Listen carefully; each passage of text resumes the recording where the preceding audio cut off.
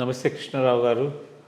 All along for the last 1.5 years, particularly Indian markets, and particularly a big group called Adani Group, got severely beaten, and a number of reports have come from one organization called Hindenburg Group, research organization, leveling a lot of allegations against Adani that he made this fraud and all that, and in fact it has impacted a lot in performance of the stock markets and his shares. So basically it's a research organization outfit, started sometime I think in 2015, which has got a backing of big financial houses like George Soros and all that. So these people, before pronouncing, they go short in the market, make some money, and then do that. And this has been going on, and everyone in India knows that this Hindenburg Adani disputes lagging up. Suddenly, the pronouncement made by Trump administration before coming into power is that we don't tolerate this sort of blackmailing tactics, and then an announcement has come on the 15th of January that they are closing out that establishment. So now there is no Hindenburg. In fact, George Soros has played a lot of role in supporting opposition parties in trying to destabilize the ruling parties. In fact, it has happened in India because we know there are allegations of linkage between app and George Soros, and then various other this one. So what do you think that closing down for not getting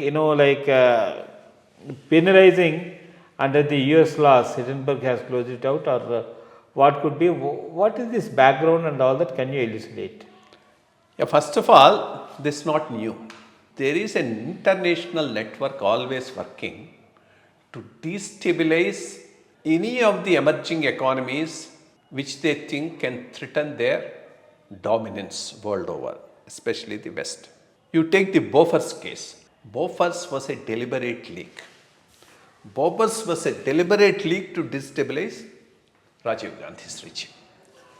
It's not something of an investigative journalism that got resulted in it. It was a specific targeted leak that was given to the Hindu group, which they overplayed it.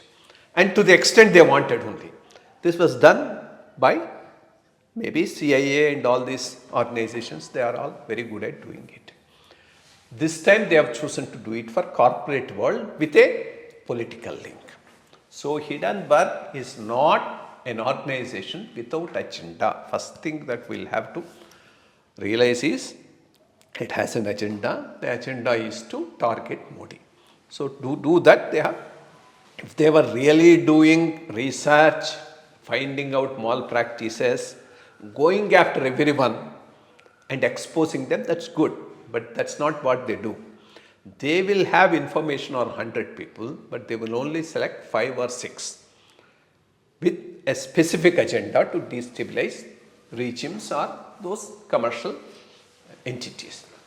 Good thing about India was they failed. They failed in their endeavor. Supreme Court also realized the agenda behind the whole thing.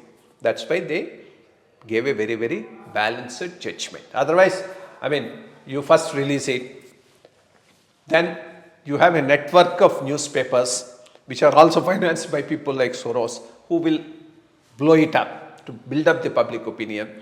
Then you have fellows like Bharat Bhushan who will put up a public interest litigation, then put pressure on the judges by writing something in the newspapers and get an order in their favor, and then show it as a victory against the government in power. But this time, the Supreme Court, very, very balanced judgment they gave and got the sting out of this report. Then they were flabbergasted because they thought it would have a tremendous ripples and repercussions and they will carry the day with us. Then they started targeting the SEBI chairman. Even there also they did not succeed. That's as far as India is concerned. But definitely, Trump should be knowing what this organization stands for, who are behind it, what is happening there. And the moment they knew that he is come back to power, they know they are in trouble. In fact, there's another report which says Anderson is likely to be investigated. So once they are targeting some and leaving some, that itself can be a good case to go against them. That's why they had to shut the shop and get out the moment Trump has come to power. Good that they have gone, because a fair and good exposure of business malpractices is a good thing. But to do it selectively, to target something, one should be wary about it. That's exactly what happened in India.